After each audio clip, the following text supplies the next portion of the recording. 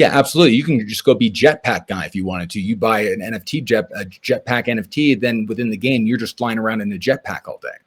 You know But what the I mean? difference is in the real world, it has to actually meet the laws of physics. In the Yeah, metaverse, it doesn't have to meet any of those laws. Like yeah, you could go at light speed from one place to the next, and that's perfectly fine in the metaverse, right? Whereas, so yeah. you could you so not only could you, because I'm starting to understand this, so not only could you do things that you would normally do here, but this opens up an entire possibility of things that aren't even available in the real world. Anything you can basically think of could be integrated into this new world. Yeah, and it's crazy. It's like, especially not just the virtual world, but like the augmented reality. So it's like, it's we have a pair of glasses that with a computer chip in it and stuff like that. So I see all the normal stuff, but I also see stuff from the metaverse kind of integrated into like my actual plane of sight in the real world.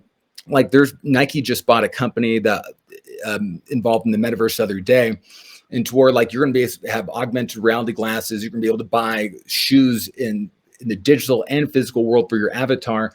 And through these glasses, you can basically in the real world see people as their avatars wearing their shoes, and basically for the click of a button on their phone, the shoes that you see them wearing change into a different pair of shoes. Their faces change into like a different avatar. And it's bizarre. It's really crazy. But this, That's crazy. literally the virtual worlds and the real world is essentially merging into one thing, to where everything's going to be interchangeable and indistinguishable.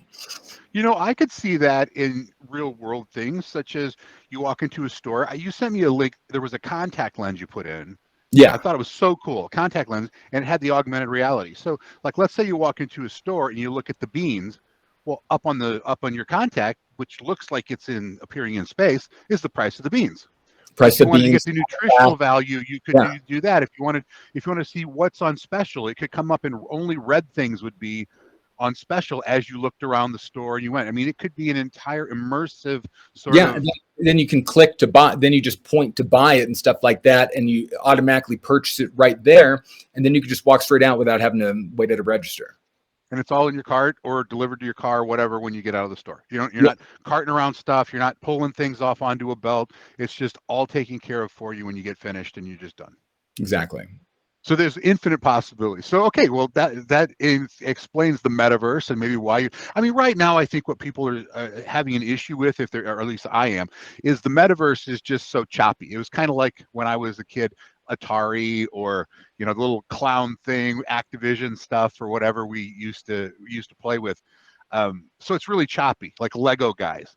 But as we get better and better, as video games have done, you look at Call of Duty, that's some realistic shit. Like you Oh yeah. see the grass like moving like grass would move, people move like they move. All of these things look very realistic. And I think as bandwidth gets bigger, because it's got a lot of information to push and a lot of people going to access at the same time. But as these things get better and better, the metaverse will eventually turn into something that is almost like the real world. Like Oh, you I'm sure. see Like things real. you're going to be able to actually, there, it's going to not just look like the real world. They're going to be able to refine it so much that it'll probably look more realistic than the actual real world.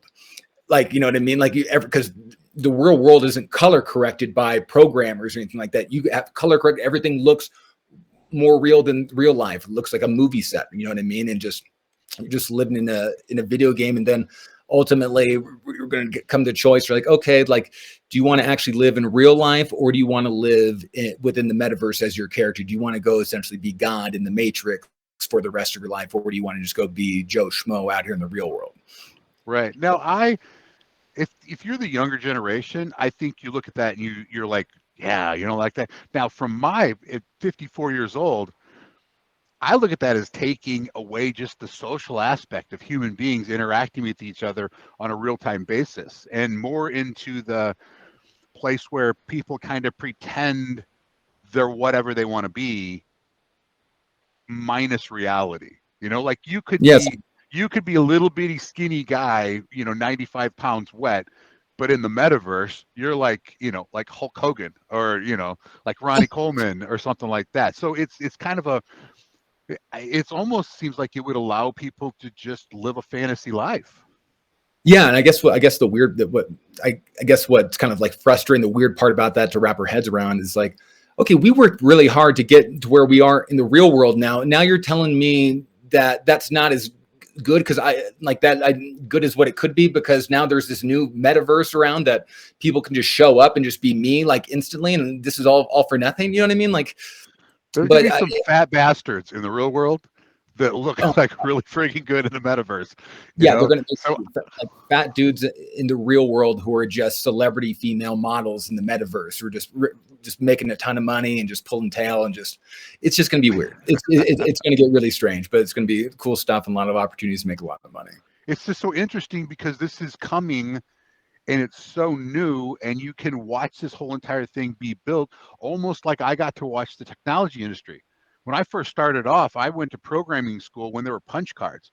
And you'd have to, if you dropped the stack of punch cards all over the floor, you were screwed because there were just thousands of them. You'd feed them one by one into this machine, well, the feeder, and then feed, and that's how you did things. And we came all the way from something the size of an entire building to my phone has more processing power. And I've Oh been yeah, alive through that whole entire thing. So my point with all of that is the metaverse is kind of the same thing. Whereas when we're looking at things today and the concept of the metaverse, by the time we take 30 years, 35 years into the future and we see where it is and we look back where we are now, it's going to be this immersive world and it's coming whether we want it or not. And you're going to be able to do whatever you want to do. There's going to be an entire industry of commerce that opens up around this. You're going to buy things differently, look at things differently. You're going to do all kinds of things. You can even work in the metaverse. Like that's where you go to work. Like oh you yeah. go in and you work. You get paid through the metaverse, which again was one of the problems that they were talking about. If you work in the metaverse, who taxes you? You know, so all of these different things are going to have to come about, different rules, regulations, and there's a lot of like regulatory stuff, I suppose, that's going to have to come. Can you, you know, what kind of product? Who regulates the products in there? Can Well, you sell me something without it being, you know, UE certified through them in the metaverse if it comes to my house? what's interesting is that a lot of these metaverses basically they're structured as their own like self-sustainable economies. And so part of the economics of these metaverse communities is that they have built in like almost taxation systems built into it that the miscellaneous fees you pay for things that help go back to the community and support the project's infrastructure itself. And so adding additional stuff on that would essentially be double taxing it.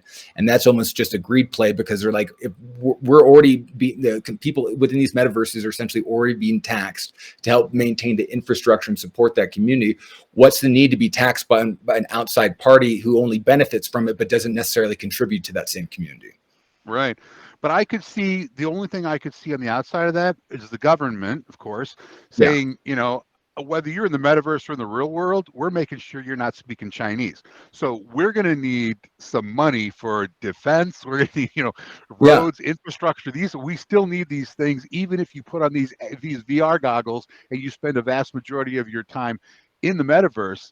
There's still the reality section that needs to be taken care of. Yeah, but the real question is, how do you enforce it? You know what I mean? You can make Right. these regulations, but how do you enforce it? Because it's not like, you know, they're not structured like traditional companies today. Like now, some random company, isn't paying their taxes or violates the law, they can go and find that company because that company has like is filed as an LLC, whatever. There is a CEO, there's a figurehead, there's people who are who ultimately be held accountable and be liable to what's going on. What's going on in the metaverse and crypto, these things are just structured not as like LLCs or companies. They're set up as decentralized autonomous organizations. They're completely lateral organizations, fully decentralized.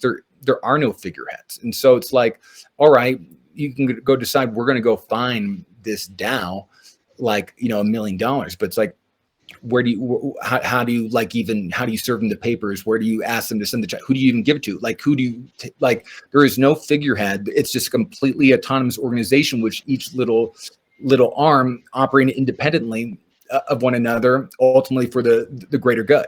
And so there's no figurehead or anyone to come down on. So it's like, how do you enforce that regulation? Right. And if I get paid in Bitcoin and somebody else accepts Bitcoin as payment, the government can't touch my account. They can't do anything to my account. They can't do anything. So I could work in the metaverse, get paid in the metaverse with Bitcoin. I could do all my commerce in Bitcoin. There's not a damn thing the government could do about it.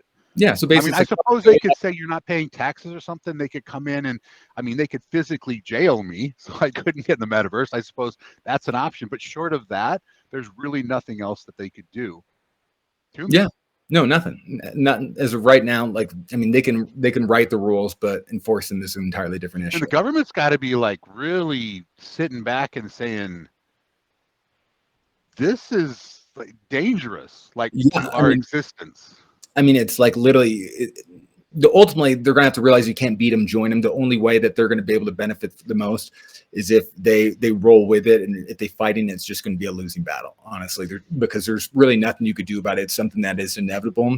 So really their only options are to join forces with it and try to use it to their benefit.